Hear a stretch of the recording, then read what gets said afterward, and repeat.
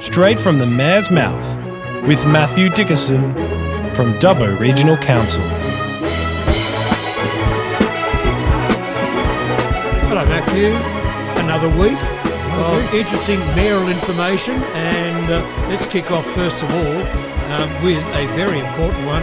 You met the federal leader of the National Party, David Littleproud, this week, and you discussed a number of priorities with the federal government. What were they? Well, it's interesting. David was in town, and obviously Mark Colton came along for the visit as well. And I met David a few times before, sometimes in Parliament House, sometimes in Dubbo, so I find him very easy to get along with and a very nice gentleman. But obviously they're starting to get to the stage where they're thinking about the next election. Of course, the frustration that everyone has with the federal government is that you never know when, at least with the state government, at least with local government elections, we know when. But I've heard rumours anywhere from November this year through to June next year. So it's got to be done before July next year. So there's obviously a period there, but they're starting to ramp up. And so it was really exactly as you say, what are you thinking about? What are your priorities? And from our perspective, it really was getting some consistency in the renewable energy projects. One of our great frustrations is that we've got to negotiate with each individual project, and the project can say, we don't want to give council anything. We don't want to give any money to the community. Getting some consistency. Now, that's all in the state government's area, but the federal government could introduce some sort of guideline, some sort of code of conduct, something where they would encourage the states to sign on to that. So that was obviously a good discussion. David did have a discussion around nuclear as well. When we talked about renewables, he couldn't help himself but talk about nuclear and the plan from... Did you ask him why all of a sudden that the opposition, both Liberal and National Party, have gone nuclear? I didn't, because I didn't really want to get into a detailed discussion around the nuclear platform. I wish you had. It was really a chance from my perspective to say, here are the things that are important to us. Obviously, roads, and more roads. We did also talk a little bit about crime in terms of how the federal government might be able to take advantage of their federal powers with some of the various social media providers. We know that there are some people who commit crimes with the sole purpose of posting those crimes on whatever social media platform they particularly choose to use. And we know that that's encouraging crime, and we don't see much happen in terms of those various social media providers. That's something that I think the federal government could actually play a really good part in. And David certainly was open to that idea and talked about a few initiatives they've got along those lines. So the bottom line is, Richard, it's always good to have a good relationship with federal politicians, because you never know when they're in opposition, when they're in power. You don't know when that might change. Yep, I agree, that's sensible. Yeah. Did you happen to mention Meta and Google and the money that they are no longer giving journalists? No, actually, it's a good point that you make there, a very good point. That wasn't one of the discussion points, but it is a valid point. But you've only got so much time. We only had an hour with him, so it was really focusing on... Would Council be willing to take that up with Mark Colton? Certainly having a chat about that. Obviously, we can't make Meta go and do that. That's outside our process, but more than happy to talk to Mark about it. Because, but I mean, Council could show support to whomever to try and get this done, because I see it as a fairly serious issue, especially after the stabbing at the church in Wakeley on Monday. Well, the big thing here is that they were paying some money from a news perspective. That's right. And that made sense. And then they decided that we won't pay money anymore. And I think that's to the detriment of news in general. I think it is.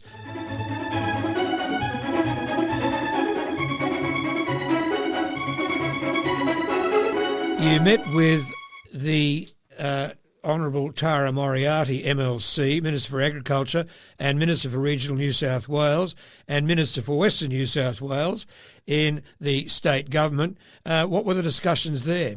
This was a very specific... Did she come with money? She didn't come with money. This was a very specific meeting we requested, and this is more wearing my regional cities New South Wales hat, so I'm the chair of that, rather than my Dubbo hat, but they're intrinsically linked, of course.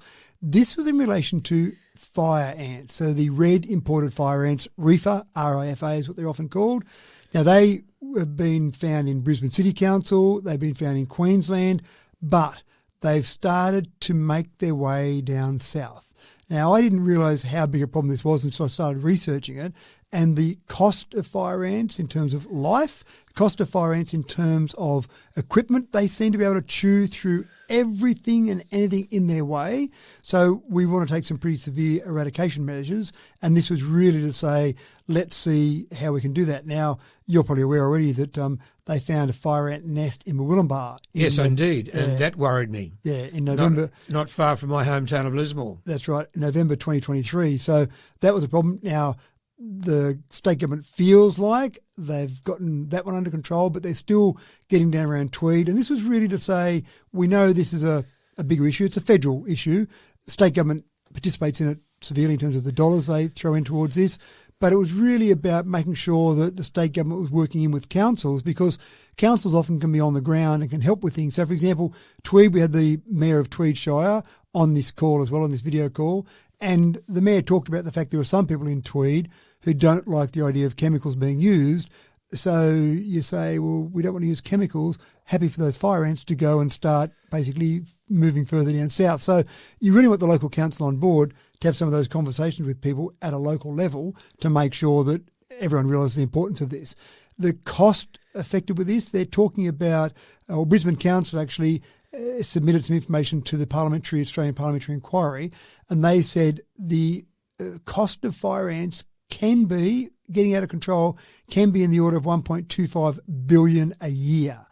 People die from these as well. I've been bitten by not one of these particular imported fire ants, but you get bitten by a stinger ant. Sometimes you go, oh, that stings a bit. But these ants are a bit more vicious than it stings a bit, and some people can have allergic reactions. So you do get people who do die from them, not so much in What Australia. happens is not one ant bites, they all swarm on you and bite. And that's the problem. And they swarm on anything. They can eat through electrical cables. They can seem to eat through anything, Richard. They are an absolute pest. So taking early action. But again, I think this is one of the really important parts. Having good relationships between councils and other levels of government means you can work together. And Tweed Shire Council were very happy with the progress that has been made so far, but it was really just to make sure that Tara was fully aware of our willingness to help, and also fully aware that we know this is a big problem and needs to be addressed quickly. So Tara was quite supportive of that. They put money in towards it. It is a national response, but they're basically going and making all the right steps as far as I can work out. So good to have those conversations. Good to be able to get someone like Tara on a video call at short notice to really make sure we're on top of these things. Great.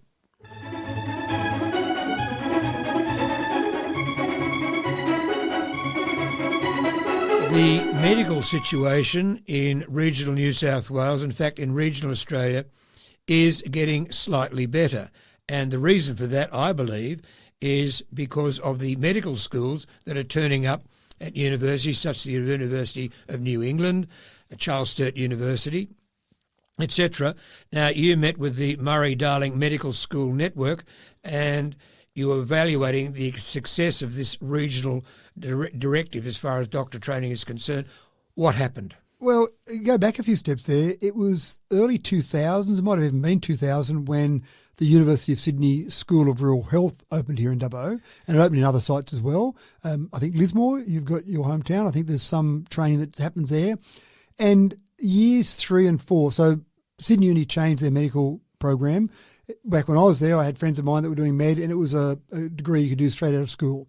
They changed it some decades ago to be a postgrad degree. So everyone that starts at Sydney Uni doing med now has got some degree. And it doesn't seem to matter what. I've met people that have a whole range of different degrees, but you've got to sit the GAMSAT to get in, and they've got to accept you, and they get lots of applications. So now it's a 4-year degree, so it's been reduced in its time, but a postgrad degree. So you get people at a different stage of their life. And we used to have people in year 3 and year 4 of that 4-year degree. And that seemed to work okay. They did their first couple of years in Sydney, and then they came out to different regional areas. And I used to sit on a board then that analysed some of the data, and we seemed to get people who would stay regionally. But there was no doubt about it. Dr. Joe Cantalisi, I spent time with Joe when he was there. I spent time at Canberra meeting on this particular issue, pushing for the whole medical program to be at regional locations like Dubbo. So that started now, and we're in the 3rd year of that. So we've got students at Sydney Uni now, at School of Rural Health, in year 1 of their degree, in year 2 of their degree, in year 3 of their degree, that's part of the new degree, and then they've still got some 4th years from the old program. They've got 24 students in each year, so basically they'll have 96 students in total. And that's what they're analysing now, because that started at a couple other places as well. Orange has got Charles Sturt University doing that full degree from year one as well. And they're really analysing that to see how that's going. Now, from my perspective, fantastic, but I don't have enough data to back me up. And I did say that. I said, look, anecdotally, which I don't like relying on anecdotes, anecdotally, fantastic. But have you got some data to show that these students that train regionally stay regionally? Blind Freddie says yes. It seems like Captain Obvious would say yes as well. But let's have the data to show that. And here's the other part of the data that I did request that they do in part of their research. Some of these students that train regionally stay regional. So we get that. But were they students that were always inclined to go regional? For example, did they grow up in Dubbo and then they went off to Sydney and did some medical training, and then I'm always going to go back to a regional location because I love that, in which case having the training in regional areas isn't achieving much. But the ones that I love are people that grew up in Sydney or grew up in Cape Town or grew up in somewhere else, and then they come and train in Dubbo and they go, wow, love this regional bit, this is fantastic. So is there enough data on that? No, there's not. It's too early days at this stage to really show that in terms of that full degree, but that's where I'm really looking for some of that data from. I can see that. I just worry about year 3 in medical training. That's the killer year. They either pass or fail, and that's the year where a lot of students, be they in regional or in suburban medical schools, bomb out. Well, one of the things that I found fascinating over the years that I've been talking to students up there at Sydney Uni, the access they get in a regional location. So here in the old program was year 3 and 4, there were only 16 in each of those years. And what they used to tell me is the access they had to the doctors, to the people training them, the access they had in the hospital, the facilities they had access to, they said, we actually think it's better training out here. And the results reflected that. I remember I used to look at the results each year and I'd always say, so how many of the students here are in the top 10 from the results last year? And there'd normally be 2 or 3 in the top 10 of Sydney Uni. So of the couple of hundred students, we typically have a couple of them in the top 10 from out here. And they used to say, because we've got better access and we also work as a cohort better. We've got 16 of us. We work really well together, so we share information. When you're at Sydney Uni, you might have a couple of friends, you might work with those a little bit, but you're probably just working in a sea of a couple of hundred people. So I think your problem you identified there, the year 3 problem, I hope that they'll do better out here in year 3 because they've got that better access to all those personnel around them. And they're pretty keen, the staff, they're pretty keen to make sure this is successful. So I think a lot of positives there. Gee, I hope so. You're quite right. And recently, I spent quite a deal of time in hospital. For regular podcast listeners would know that. And I observed on the morning rounds, as they're called, the number of students, usually 3 or 4, trailing with a doctor and looking at patients, which was excellent. And I asked one of them in my groggy way, were they with Sydney Uni here? And they said yes. Yeah, so that's fantastic. And you see other good stories as well. Because it's a postgrad degree now, yes, their minimum age would be 21, but typically they'd be a bit older, that 22 to maybe 25 when they're starting their medical degree. And so they're at a different stage of their life. They're not 18, running around in academic gowns doing egg races or pub crawls. They've moved on a bit in life. They're a bit more mature. They're contributing back to society. Some of them have got partners and even got kids. And I had one story. I like to go along and welcome all the students here at the beginning of each year. So I did that again this year as normal. And one of the students I welcomed along there, I just like to ask a few of their stories. And this particular student came originally from South Africa, but he'd been based in Australia for some time now. And he said, well, I moved here to do the medical training. And I do some work in the hospital system, so I could get a part-time job here very easily. My wife came here, and when she looked around at what services were available for her profession, she thought she'd start a business. So we suddenly ended up with a new business in Dubbo. They've got a young child, and they went, it's going to be pretty hard with Dad doing work at the hospital and training and Mum starting her own business. So they said to his mum and dad, do you want to move to Dubbo? So his mum and dad moved to Dubbo. So we've got 5 people in Dubbo out of that one student. Now, I know that's a bit of a rare circumstance to have that many people, but the bottom line is when these students come to Dubbo, they are bringing other benefits to Dubbo as well. So it's a good thing for that medical training, but it's also a good thing for our economy overall. Couldn't agree with you more. We might talk about rejects in just a moment. Sure.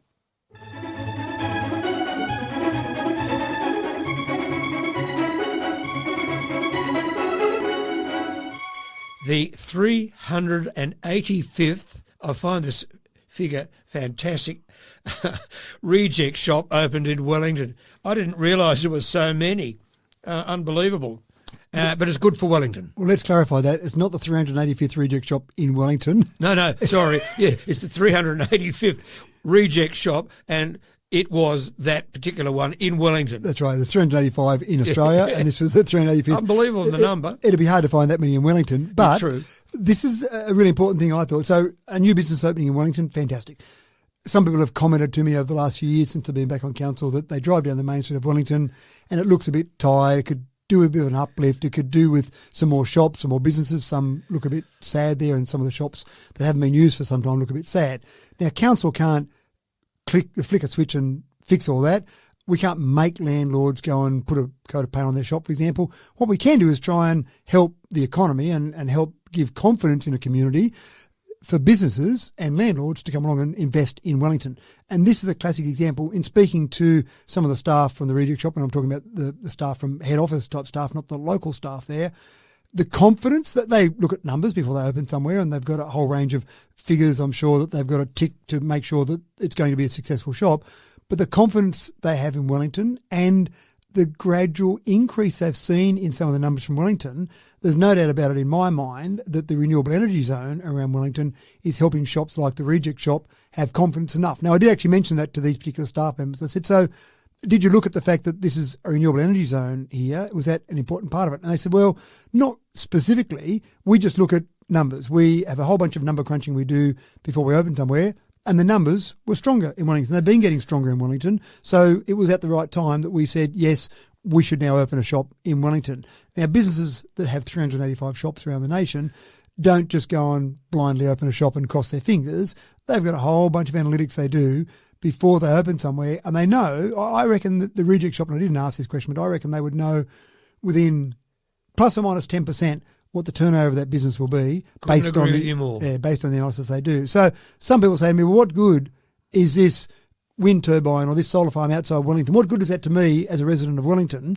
And I would say in things that you don't even realise it can be a benefit. And here's an example of that. You've got more shopping choices now in Wellington because you've got the reject shop sitting there, and it's just up the road from Coles. And I don't shop in reject shops that often or ever maybe. But when I looked around in terms of this opening, I was surprised to see some of the brand names that I would also find just up the road in Coles. And they told me some reasons how they can do it cheaper and how they get access to some of this stock. But essentially, that should make a shopping experience for people in Wellington for some of these common items a bit cheaper. I buy Finish at the reject shop in Dubbo because it's the cheapest to put in your dishwasher. Well, funnily enough, that was one of the examples they gave me. They said dishwashing tablet, so Finish example. It's the same brand as at Coles, but and about 50% cheaper. It did seem quite incredible how much cheaper it was. So that's a good thing. But again, I see our role, Richard, in terms of the renewable energy zone. We can't go and build a wind turbine or make someone do it. We're not even the consent authority. But what we can do is try and take advantage of that and transform the economy of Wellington. Now, again, we didn't make the reject shop open, but by making sure that people are aware of it, then we build that confidence. Every little bit helps. Yeah, exactly. Indeed right. It does. So, and it looks pretty good. You're driving along the main street of Wellington. You can't miss it. Nice big red frontage there. The facade's all bright and red. So it does look good, and it might make some other shops go, oh, well, it shows vibrancy, doesn't it? Exactly right. So and it shows the economy's picking up. Look at that in 10 years' time, and I think you'll see a dramatic difference in the main street of Wellington.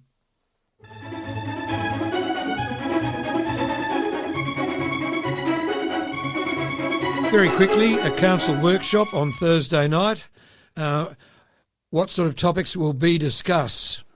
Well, one topic was discussed, really, the budget. So we've got the I was waiting for that. We've got the budget coming up, yes. or the final budget. Now, at our council meeting this week, so we've got our next monthly council meeting, our ordinary council meeting, which I always find amusing that it's called ordinary. They're never ordinary. They are ordinary. So we've got our council meeting on Wednesday this week rather than Thursday because of Anzac Day. And so it's really, that's the first chance for us to put our budget out there on display, and it gives people an idea of the planning that goes into the budget that gets finally approved at the end of June. We don't suddenly wake up halfway through June and go, oh, we better put a budget together. We start the planning back in February, March, do some workshops, have some discussions. And this particular workshop here that we're talking about was almost the final. What other minor changes do you want? What other things can we modify, change, etc., before it goes out on public display at that council meeting? So I won't go into the details of what happened to that workshop, but if you look through the business papers that are out this week, you'll see the budget in there, and then again on Wednesday night, you'll see any further discussion, any further changes to that before it goes on public display.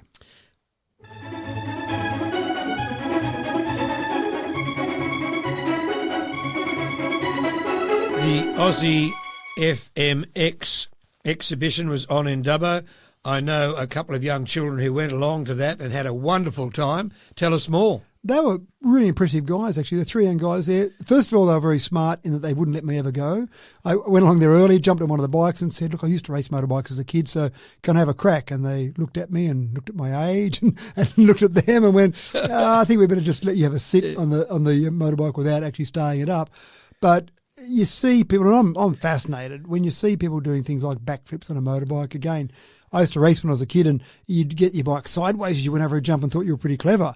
Now, the things they do are unbelievable, incredible. So there's 3 of these guys, they do some impressive tricks, and they've got some pretty good credentials behind them in terms of their performances. But then what they do after they engage these kids, and in Dubbo, yes, they had about 1,500 there. Wellington, I didn't go to Wellington, but they told me they had about 700 down there.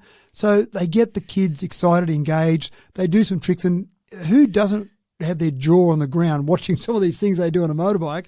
And then they stop and they come over and they talk to the kids, and they talk to them about their goals, and they talk to them about some of the experiences they've had in their life. And so they do that. And because they don't want to lose the kids, they then go, I'll go and show you a few more things. So they go and do a few more tricks. So the audience stays there and they're hanging off every little thing there and watching it all. And they come over and talk to them again and just ask them a few more questions about their life, and then a few more tricks. And essentially, after about an hour and a half, they stand around at the end and they sign documents or sign photos, or they have photos taken, and the kids just flock to them and just hang off every word they say. And I think in terms of a positive influence on kids, I just thought it was a really clever way to get a combination of something that gets kids in and gives them some sort of direction. If you said, we're going to have a talk to the youth of Dubbo about direction in life, you wouldn't get 1,500 people turn up, Richard. No, that's exactly right. Although I've got to say, the father of this particular 11-year-old who's got a bike, and I've seen his bike, it's beautiful, and he looks after it perfectly. He said, don't try some of those tricks. And that's actually interesting, because the first time, imagine the first time you're going over the jump, you're doing normal things, then you go, you know what? I'm going to try a backflip next. That first time you do that, how do you do that? How do you decide that I'm going to do it this time? Whether you go to a gym and practice falling into a rubber mat, or how you actually learn to do it the first time. These guys do it as if they're just walking down the street. It just seems like second nature, but there had to be a first time for those kids at some stage. The first time is interesting, and I remember doing my first dive from the high tower. Right. And I'll never forget it. I was shaking like a leaf, but I did it. Yeah, right. And I don't know why, what motivated me, but I did it. Yeah, and that does look scary from the 10-metre board. That looks. I've never jumped off one, but you look down, you go. No, you don't jump, you dive. Well, you're true, but I've never gone off it. But you look down, you go. It didn't look so high when I was up there, down. But now. That's right.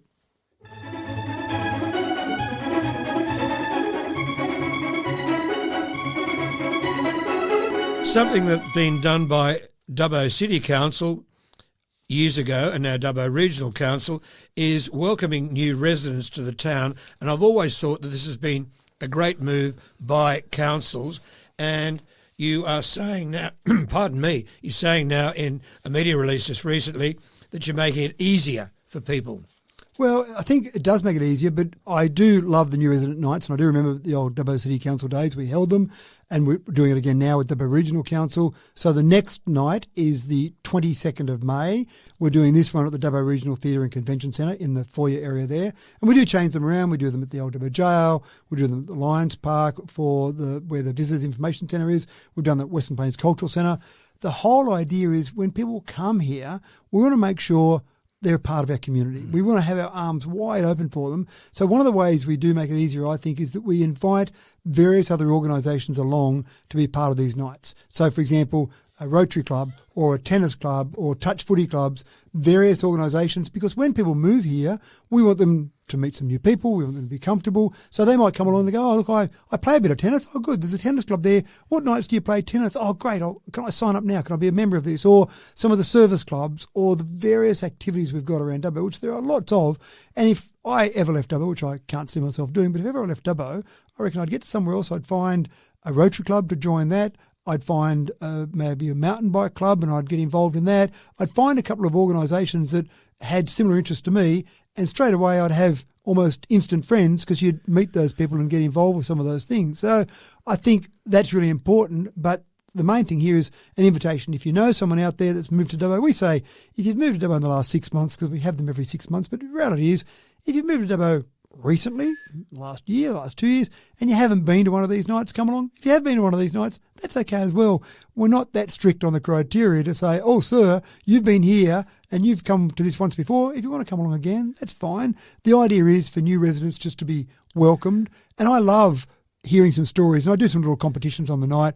We give away a couple of prizes, but I like to find out where people have come from or how far away they've travelled from. And I normally run a competition to see who's travelled the furthest, for example, and there'll always be people that have travelled from overseas. There'll always be thousands of kilometres. So you think you've come from just up the road, you've got no chance in that competition. So people do come from all over the place. And it's a bit of a buzz that they've chosen our city. They've chosen where we live, Richard, to come along and live. And you think, wow, that's pretty exciting that you've left wherever you were, whether it be up the road or another country, you've chosen our city. It must be pretty good that you've chosen to move here. So the invitation's out there. If you know anyone that's moved recently, come along, 22nd of May at the Dubbo Regional Theatre and Convention Centre. You can turn up. For catering, it makes it a bit easier. If you do register beforehand, if you go to our website, then you can just go and register and basically be a part of it and let people know you're coming. But you can turn up on the night. That's fine as well.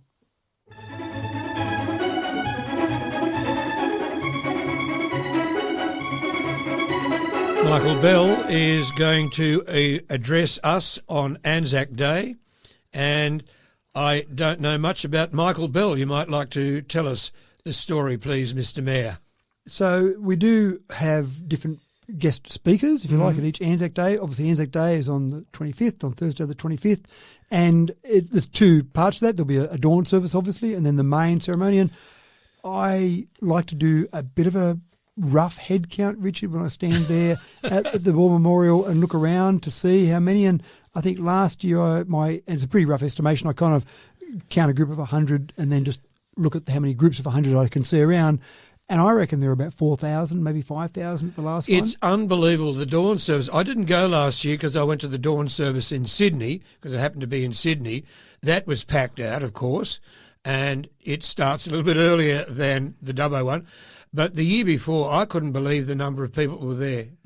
Staggering number. And it's in school. And I'll see you there, dawn service on Thursday. They're good. And it's in school holidays. Yes. Yet they still get school groups to come along. So that's pretty tough. You say to kids, hey, I know you're not at school, but get dressed in your school uniform and come along and be part of the march. So I think it's fantastic. The RSL sub-branch runs Anzac Day, but I'll talk about a few of the road closures and I'll talk about the march and service, etc. And this is focused on Dubbo, of course, but you can go to our website and look at it. It's got the various road closures, etc. for all of the areas. But Thursday, 25th of April, Anzac Day. Dawn service begins at 5:45am at the Cenotaph. So I know it's called the dawn service, but it starts before dawn, so 5:45am at the Cenotaph in Victoria Park.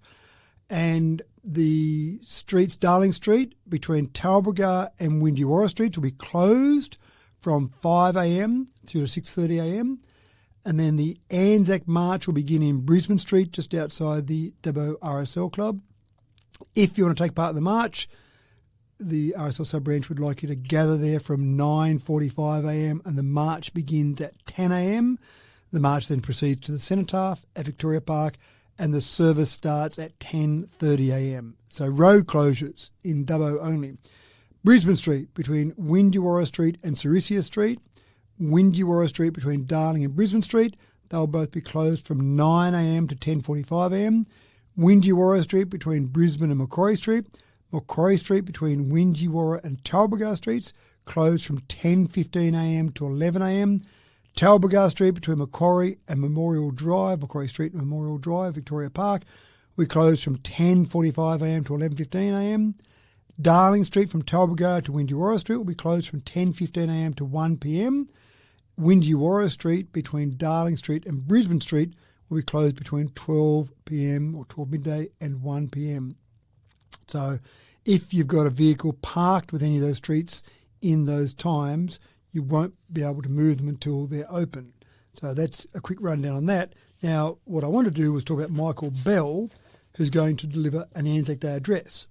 Now, essentially, the day for many people starts at 5:45 a.m. with the dawn service. So people get there, say 5:30, 5:45 a.m. dawn service. Then after the dawn service, which is again run by the RSL sub-branch, we then run a talk at the Western Plains Cultural Centre. So that starts at 7 a.m. So the idea is you go to the dawn service at the Cenotaph, and then you walk across to the Western Plains Cultural Centre.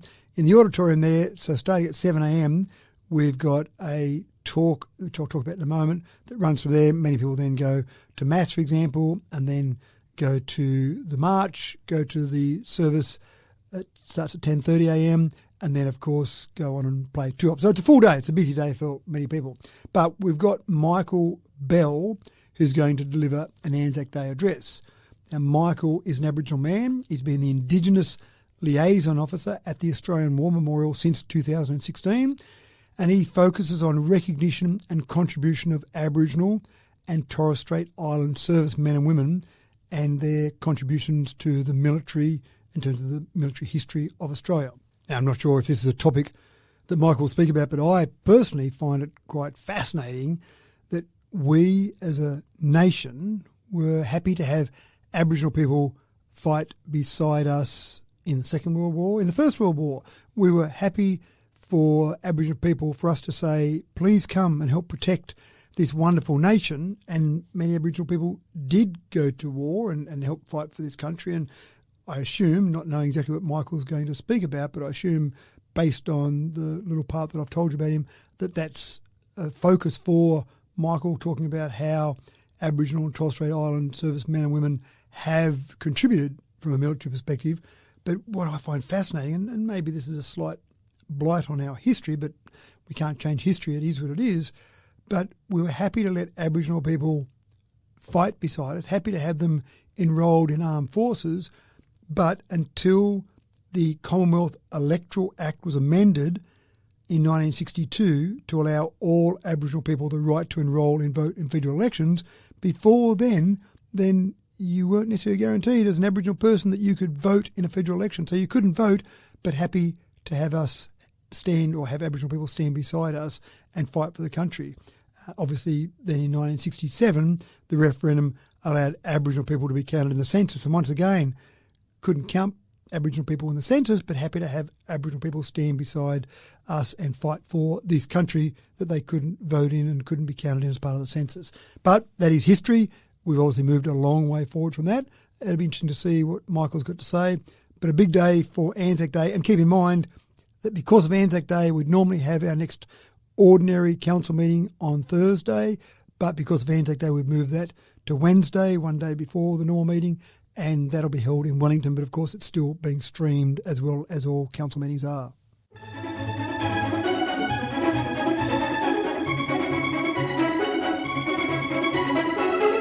Well, now let's get down to the nitty-gritty of this one. Expressions of interest in the sale of the livestock markets. Why, in the first place, is Council contemplating or seeking expressions of interest to get rid of the sale yards? Well, I like your language there. Get rid of the sale yards. It's not a process. Well, I've got to say, I'm dead against it. Righto, so convince me. Well, I'm not trying to convince you or anyone at this stage of anything we've got to do.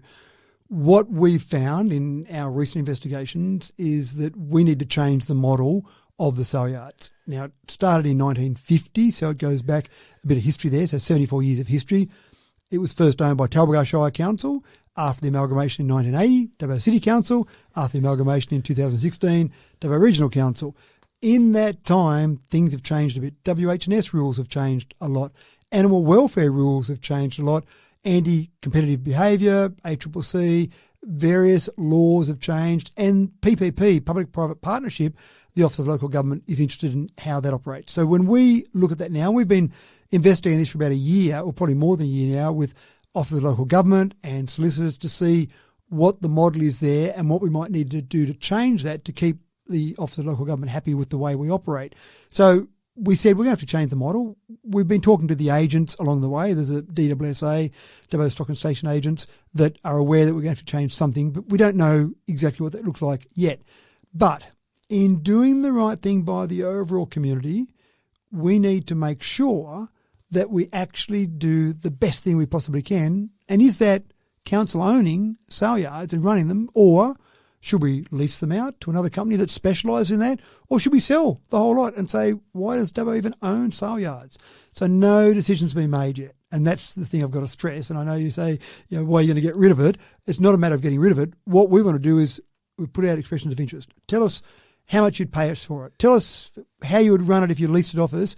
And in the meantime, we're still looking at our options to see how we'd run it. So you had a look on your face. You're about to say something there. I am not convinced, because quite frankly the sale yards do make a profit for council. They've been operated very successfully over a large number of years, and I do know that the agents, and speaking to farmers around it, not happy. So I've certainly had some feedback, probably more from agents than farmers. Oh yes, the agents especially, they fear, and rightly so, that if it is privatised, immediately things will change, not to their benefit, not to the benefit of the community, not to the benefit of agriculture, but to the benefit of the back pocket, whoever takes it over. So there's a few things there. We do struggle to make money with the sale yards in its current model. From a cash flow perspective, it looks good, but of course you've got depreciation, and when we do our accounts to keep the Office of Local Government happy, to keep the Audit Office happy, we've got to make sure we take account of depreciation. So when you add in depreciation and also the fact that you should keep the sale yards up to date anyway, then it's not really a profitable venture for Dubbo Regional Council. It does contribute to Dubbo. There's no doubt about that at all. When people come to the sale days, they contribute money to our economy. We've done research on that. We know that's a contributing factor. If it was sold off or leased off, I'm sure there'd still be a company who would still run sale yards, and they would still make a contribution to the economy. They'd still be running sales there. And a contribution to their back pocket. And absolutely, they would be... Why not council back pocket? Well, and I suppose that's part of it. If we do continue to run it ourselves, our prices will go up as well. So when I've said to people, what's your number one fear if we did sell it, for example? If that was a solution that we came up with, what's your number one fear? And they've said, almost to a man and woman, the prices go up. The price for a sale goes up. And I said, well, if we keep it, we can't keep running the way it is now, so our price will have to go up as well. So whether it's council running it or someone external, leased or sold, whatever that solution looks like. And I did say the DWSA, you've been involved there for a long time.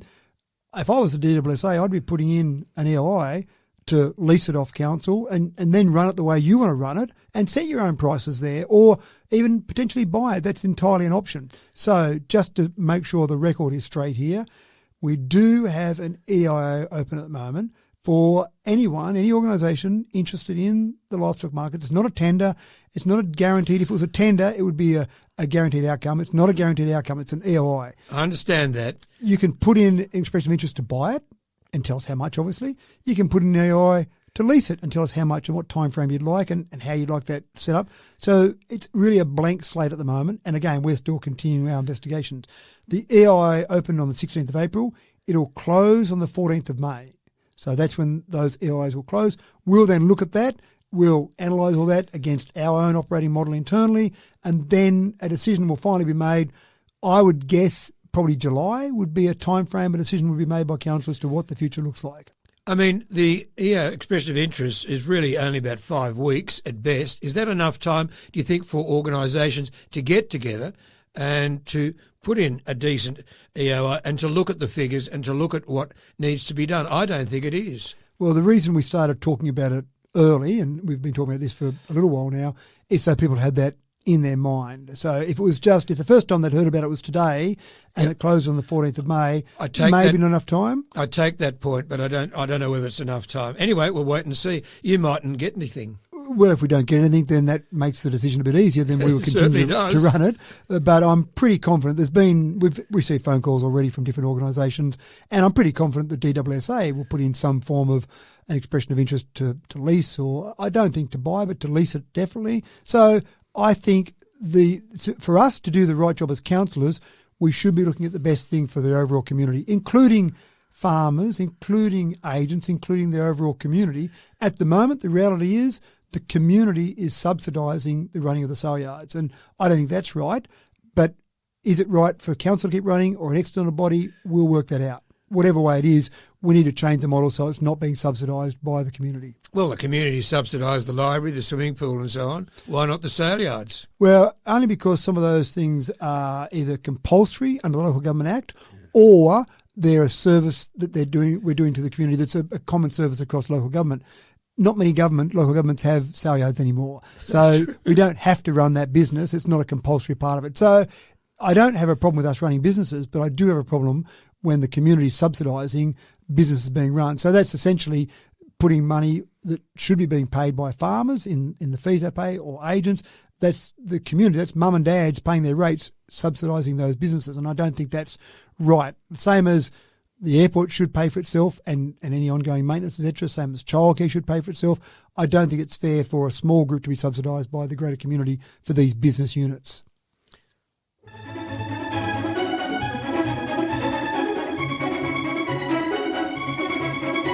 Well, now a controversial one again, and this is the Blue Ridge Link Road and the update there.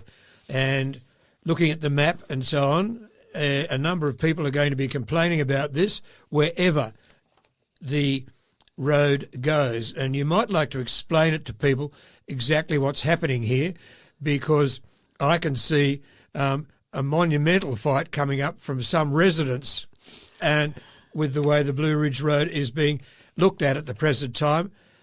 The future looks good, but in getting to the future, I think we've got problems. Well, it's one of these ones, and I had this detailed conversation with a fellow councillor just the other day. This is one of those problems that it's hard to see everyone being a winner. There are some problems you come and you go, oh, well, here's a solution where everyone comes out of this okay. In this scenario, there's going to be one group that's going to be happy with the decision and one group sad with the decision. Exactly what I said. It's going to be a bun fight. Well, I hope it's not a bun fight. I have no problem with good, open, transparent debate and getting to a good decision. I don't want it to be a bun fight. I'm happy for people to put their views forward, which they do. But I also like people to think about, okay, let's put the shoes on the other foot for example, and see what it looks like from the other point of view. So let's go back a few steps here. When we completed Boundary Road extension through to Sheraton Road, back when you and I were on council, there was a lot of planning that had been done around Boundary Road to get that extension through to Sheraton Road. It made a lot of sense.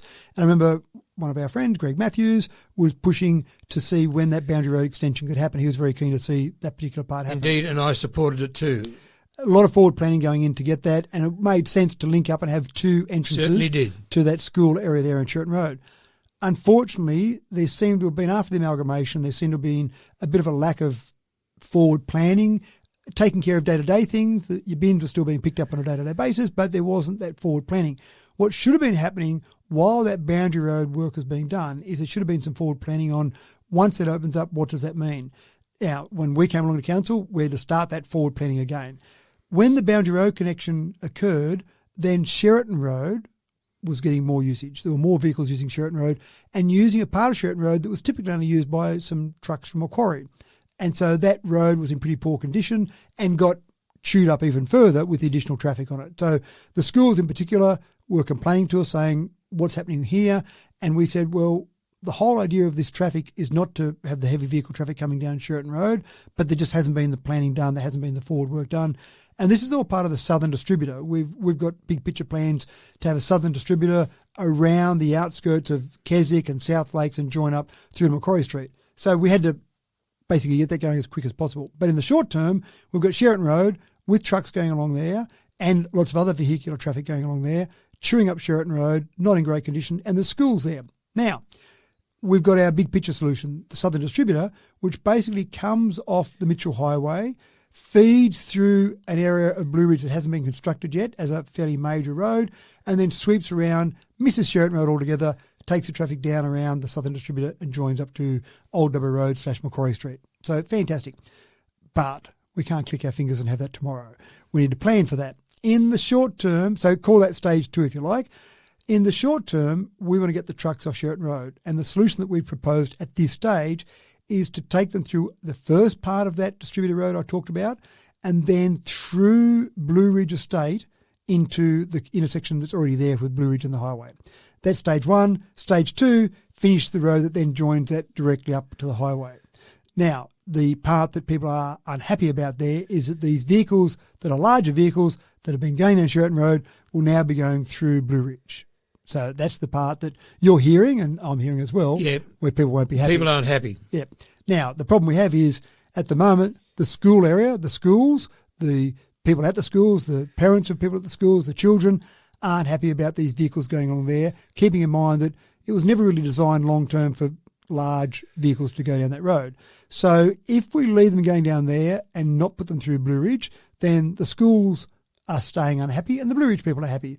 If we say, no, we should move them over to that industrial road network where it's designed for that and take them away from the school area, the schools and the people involved with that, oh, good, well done, thank you very much, Council. But the people in Blue Ridge, who are the people who are talking to us at the moment, saying, we're not happy about that. So this is the problem we've got to solve.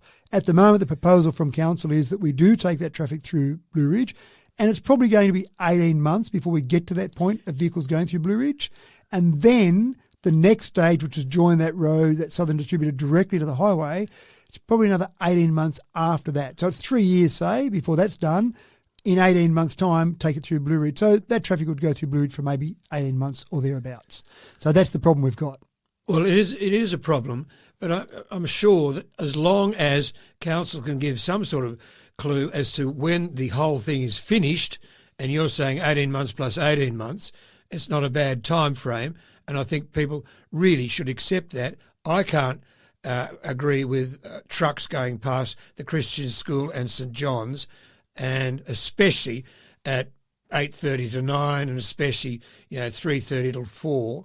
And I do know at the moment some parents are so concerned about this, especially St John's parents. What they do is they park in the Bunnings car park and get their students to walk up to their car because they are frightened themselves of having the cars down near the school at that time with the likelihood of trucks going past. Yeah, so, and this is the problem, a problem councils often face, is there's no outright easy solution that keeps everyone happy. Sometimes you have winners and losers, unfortunately. One thing I wanted to mention, though, was the volume of traffic we're talking about here. Yes, you surprised me with the statistics. I didn't realise, I don't think most people do, 70 trucks. So in peak times, the proposal would bring 70 trucks through there. And, of course, when you hear 70 trucks, you think that's a large number. But what I think is important is what are the current numbers versus what the new numbers would be. So to give you an idea, at the moment, the AM peak coming into Blue Ridge and out of Blue Ridge, you're getting approximately 639 vehicles per hour in that AM peak. And adding 70 to that, you're obviously adding about 70 trucks there, so 709, say, for example. So essentially, you're increasing that by maybe 11%. And the PM peak is about 581 currently, and obviously with the new numbers, that'd go to about 651, so it's about a 12% increase. So, for example, if someone said to me, you're going to add 70 trucks, if the existing number was there's only 50 truck or 50 vehicles there now, going from 50 to 120 is a big increase, and that would be noticeable. If it was 10,000 vehicles and it was going to 10,070, it'd be negligible. You wouldn't even notice it. So at 11% and at 12%, it's probably noticeable, but not dramatically noticeable. And again, I do keep coming back to that point that the roads through Blue Ridge, built the way they were built for these type of vehicles. Exactly. Rather than Sheraton Road, which was not designed to have some of these heavier vehicles on there. I don't know the final outcome. That's our proposal at this stage, that we take them through there and then go eventually to that bigger picture, if you like. But again, keep giving us feedback. I'm happy to hear that feedback, happy to have discussions with people. Indeed, but I don't think you're on a winner.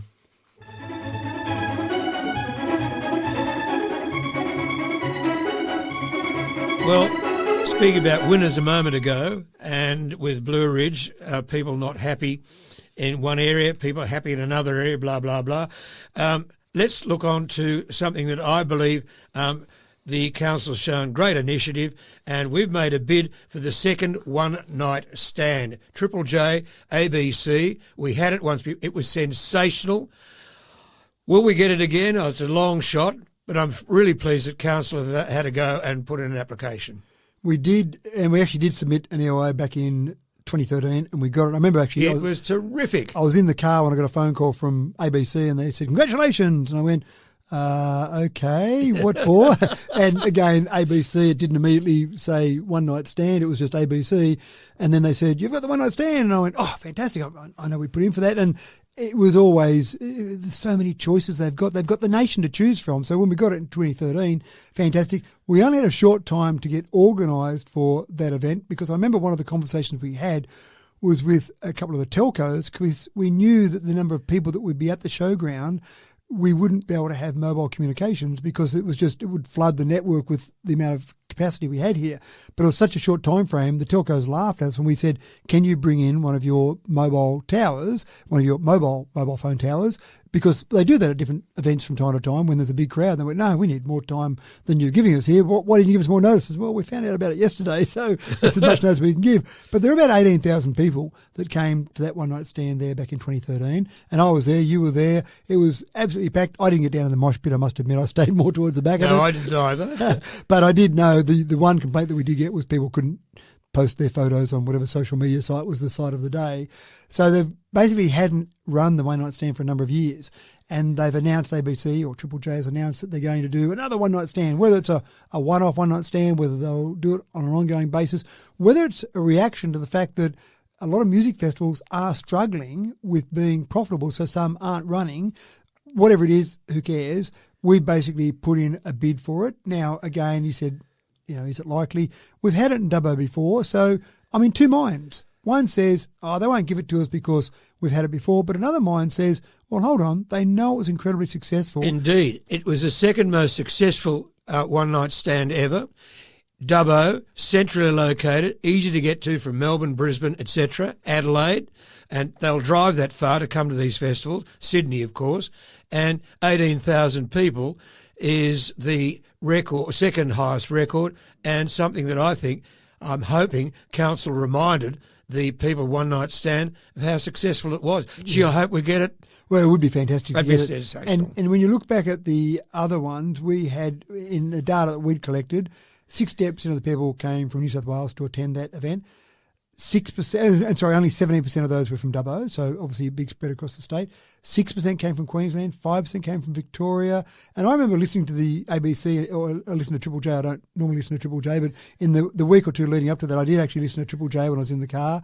And they actually had people on in the days just before it. Hi, someone rings in, what are you up to? Oh, I'm in blah, blah, blah in Queensland. I'm on my way to Dubbo for the one night stand. And I just thought the publicity for Dubbo was fantastic. And again, I think it was a great event. So it'd be great to get it. One of the things that we've got to do as a council is just be aware of opportunities and see what we can jump on.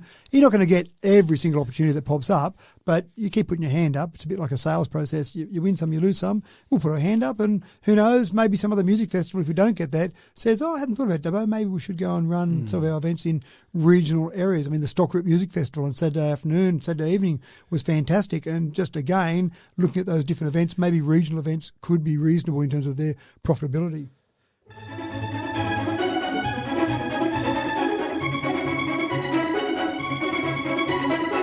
Well, for someone who is wrapped with electric vehicles, I believe they will increase in number as time goes on. But also, we're looking at hydrogen. And I understand that you've been approached about a hydrogen service station for Dubbo. Isn't that incredible? Isn't that interesting? And it blew me away when I read that. I couldn't believe it. Yeah, so there's a green hydrogen renewable energy development company, and their focus is on the heavy haulage transport industry. Now, here's the interesting part. you're looking at a hydrogen service station. Well, there's not too many cars out there that are hydrogen at the moment, and certainly not many trucks. But if I'm running a truck, if I'm running a long-haul trucking company, well, I'm probably not going to go and buy one if I've got nowhere to refuel it. So which comes first, the chicken or the egg? Well, in this case, you've really got to find, I think, that you've got to have the refueling stations there. So someone's going to have to manage to invest in green hydrogen or hydrogen refueling stations before anyone's going to go the next step. This particular company announced recently a $600 million plan to build a green hydrogen distribution network along the Hume Highway corridor. So they've obviously made an investment or making an investment there. So that's fine. Their first refueling station is scheduled to be open in 2025. It's actually, they've got that submitted to the state government already as a state significant development. So that sounds pretty exciting. They've also said, well, hold on, there's a Newell Highway there that seems pretty important for transport around the state at least, so we should look at that. So they're looking at a couple of different green energy hub projects in New South Wales, and obviously Dubbo, they figure, would be an important part of that. One of the huge advantages, and we've already talked to some other companies about green hydrogen, one of the huge advantages we've got here, if you put a refueling station here, then you can put it where it's close enough to renewable energy that you could buy renewable energy on a contract basis from some of the renewable energy providers and be able to produce your green hydrogen right here to be able to then refuel some of these vehicles. It's not going to happen tomorrow, given the fact that their first project along the Hume is not going to open until 2025. You'd imagine this is probably going to be 2026, 2027. But I love the fact that people are thinking about it. I love the fact they think about Dubbo as a really important part of that process. So, yeah, quite fascinating. And obviously it won't just be for heavy trucks. You could then buy a hydrogen vehicle, which they're available now. There are some people that drive them. You just need someone to refuel them. So, yeah, it's pretty exciting. It is. And just recently I read about a hydrogen locomotive in America, and they're trialling that. That could be very, very good for the inland rail if we ever get Narromine to Narrabri joined together. Although I've got to say, they are working on it at the present time. But a hydrogen-driven locomotive on a rail line is an interesting one as well. I know you love your train, so I love my trains. If that was a passenger train, I'm sure you'd love to go on that because it's a bit different. You wouldn't see some of the things you'd see on a normal train. You wouldn't see steam coming out as a steam train. You wouldn't see pollution coming out as a diesel train. It'd be quite fascinating. So it's got a future, I think, and Dubbo's a part of that. It's certainly got a future.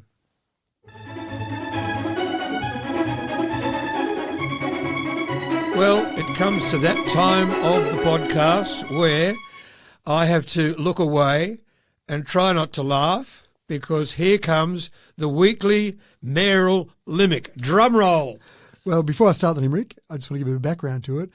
We didn't talk about it in detail, which is fine because it happens on a regular basis now, but citizenship ceremonies, I love them. In fact, I say to people all the time, my absolute single favourite part of being the mayor, apart from doing podcasts with Richard Mutton, is the citizenship ceremony. There is such a buzz of excitement there. You've got a room full of people who are incredibly excited, thrilled. It's a big day. They've been planning for it. They've got family and friends. There is no room that I can think of that's a better buzz than that room on citizenship ceremony day. And it's changed quite dramatically over the years. We used to have, in my first citizenship ceremonies that I attended, used to have people from New Zealand, the UK, maybe some Canadians, even some Americans. And there'd be maybe someone from the Asian subcontinent, but very rarely. There'd be one or two here or there. Now, let me tell you the numbers from this latest citizenship ceremony. We had Nepal was number one. India, these are the countries they came from. India number two. Philippines, Iran, New Zealand, Macau, Russian Federation, the UK, way down there in 8th place, and Vietnam. So that gives you an idea of how things are changing so dramatically now. So I couldn't help it. My limerick this week was about the citizenship ceremony. Just before that, I want to say a shout out to my lovely Scottish neighbours who turned up on Australia Day and who are now citizens. Excellent. They're going back to Scotland for a wedding. Right. That's okay, but they're now Aussies, so they'll be back. They're here. Aussies. Yep. So my limerick for this week goes like this. From 9 different lands they came, to Australia they added their name. With a smile, vow and cheer, they're welcomed right here. In our hearts they kindle a flame. On that note, we'll see you next week. No problems at all. Thank you, Richard. And don't forget, Anzac Day on Thursday and our council meeting this week on Wednesday, held in Wellington this week.